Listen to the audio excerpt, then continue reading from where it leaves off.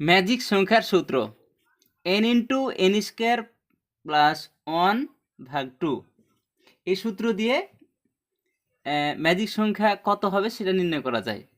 এখন আমরা 5 ক্রমের ম্যাজিক সংখ্যা বের করব। তার মানে হলো n এর মান হলো 5, তাহলে 5 স্কোয়ার 5 5 25 যোগ 1 26, 26কে 5 দিয়ে গুণ করে আবার 2 দিয়ে ভাগ করলে 65 আসে, অর্থাৎ 5 ক্রমের ম্যাজিক সংখ্যা হবে 65। অর্থাৎ 5 এই 5 ঘর যোগ করে 65, এই 5 যোগ করে 65, এই 5 ঘর যোগ করে 65। এখন 5 এর বর্গ সংখ্যা বের করতে হবে, 5 এর ম্যাজিক বর্গ বের করতে হবে। এইদিকে 5 ঘর, এইদিকে 5 ঘর, তাহলে 5 গুণিত 5। আর এই এই এই মোট ঘর হবে 25টা। এই 25টা ঘরে সংখ্যা বসাতে হবে 1 থেকে 25 পর্যন্ত। এখন এই যে 1 থেকে 25 পর্যন্ত বসানোর একটা টেকনিক আছে, ওই টেকনিকটা এর আগের ভিডিওতে আমি দেখিয়েছি। যে এখানে যেহেতু বিজোড় সংখ্যা 1 2 3 4 5, সেক্ষেত্রে এই বিজোড় সংখ্যার মিডিলের ঘরটাকে মানে সেন্টার ধরতে হবে, সেখান থেকে গণনাটা শুরু করতে হবে। আমরা প্রথমে এই উপরের ঘরের এই মিডিলে 1 বসাই দিলাম। এবার আমাদেরকে এই কর্নার বরাবর বিবেচনা করতে হবে যে ওইদিকে ঘর আছে কিনা, যদি থাকে তাহলে এখানে 2 বসবে, যেহেতু নাই সেহেতু বাম দিকে দেখতে হবে এবং নিচের দিকে দেখতে হবে। তো বাম দিকে নাই, সুতরাং আমাকে নিচে আসতে হবে, নিচের ঘরের একেবারে এখানে বসাতে হবে 2। তাহলে এর কর্নারে আবার বিবেচনা করি 3, 3-র কর্নারে কোনো সংখ্যা নাই, নিচে নাই, কিন্তু আবার বাম দিকে আছে, তাহলে বাম দিকে লাস্টের ঘরে হবে 4। আবার এই ঘরের কর্নার বরাবর এই ঘর হয়, তাহলে এই ঘরে হবে 5। এই 5 ঘরের কর্নার বরাবর হয় এই ঘরটা। এখানে একটা বোঝার বিষয় আছে যে 5-এর এই কর্নার বরাবর হয় এই ঘরটা, কিন্তু এই ঘর তো পূর্ণ আছে, সেক্ষেত্রে আমরা এটা নিতে পারবো না। যদি কর্নার বরাবর নিতে গিয়ে কোনো ঘর পূরণ থাকে তাহলে তার নিচের ঘরে নিতে হয়, অর্থাৎ এই 5-এর এই ঘর যেহেতু বাদ পড়লো, সুতরাং আমরা এখানে বসাবো 6।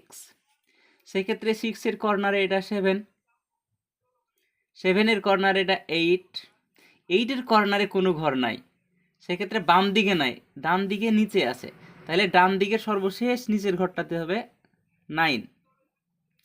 এবার 9-এর এই কর্নার যদি বিবেচনা করি তাহলে দেখি নিচে কোনো ঘর নাই, উপরেও নাই, বাম দিকে আছে, তাহলে বাম দিকের ঘরের সর্বশেষ এই ঘরটাতে হবে 10।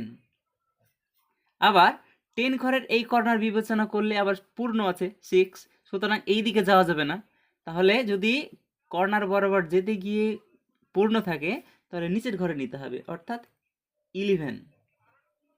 তাহলে এটা হবে কি 12, এটা হবে 13, এই কর্নার বরাবর 14, এই কর্নার বরাবর 15।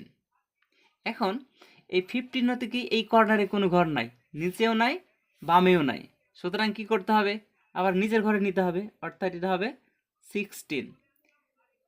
16 নিলাম, এখন আবার কর্নার বিবেচনা করতে হবে, কিন্তু কর্নারে আবার কোনো ঘর নাই, নিচে নাই, তাহলে বাম দিকে, তাহলে বাম দিকে সর্বশেষ এই ঘরে আসবে 17। আবার এই কর্নার বরাবর কোনো ঘর নাই, বাম দিকেও নাই, তাহলে নিচের দিকে আসতে হবে সর্বশেষ 18। 18-এর এই কর্নার ফাঁকা 19, 19-এর এই কর্নার ফাঁকা 20, কিন্তু 20-এর এই ঘরে আবার কি আছে, সংখ্যা আছে, সুতরাং এই দিকে যাওয়া যাবে না, তাহলে যদি ওই ঘরে পূরণ থাকে তাহলে নিচের ঘরে আসতে হয়, অর্থাৎ এটা হবে 21। কর্নার বরাবর 22, কর্নারে কোনো ঘরই নাই, নিচেও কোনো ঘর নাই, তাহলে বামে যেতে হবে, বামে গিয়ে সর্বশেষ 23। 23-র কর্নার হচ্ছে 24, 24-এর উপরের কর্নার নাই, বামেও নাই, তাহলে নিচে, নিচে সর্বশেষ হচ্ছে গিয়ে 25।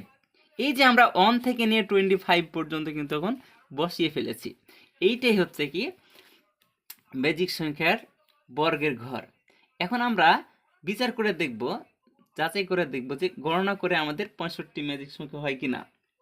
তাহলে আমরা এই যে 24 আর 1 হলে 25, 25 আর 15 40, 40 আর 8 হচ্ছে 48, 48 আর 17 8 7 65, তাহলে আমরা এই ঘর বরাবর 65, ঠিক এই ঘর বরাবরও 65 আসবে, এই ঘর বরাবরও 65, সব ঘরগুলো কত? 65, 65, 65, 65, এটা হবে 65, এটা হবে 65, এটা হবে 65। আবার মজার বিষয় হচ্ছে এই কর্নার বরাবর ঘরগুলো হবে 65। তাহলে দেখো এই যে 9 আর 21 30, 30 আর 13 43, 43 আর 5 48, 48 আর 17, আবার হচ্ছে কত? 65। এই কর্নার বরাবর যদি নেই একই আসবে।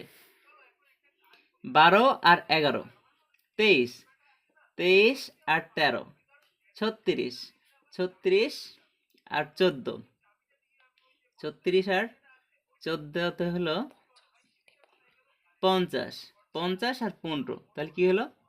65। তাহলে এই কর্নার বরাবর 65, এই কর্নার বরাবর 65, উপরে নিচে 65, এটা হচ্ছে ম্যাজিক সংখ্যা। তাহলে যেদিকে যায় ম্যাজিক সংখ্যা কত? 65। এইভাবে খুব সহজ উপায়ে যে কোনো ক্রমের ম্যাজিক সংখ্যা নির্ণয় করা যায়। আশা করি বুঝতে পেরেছেন।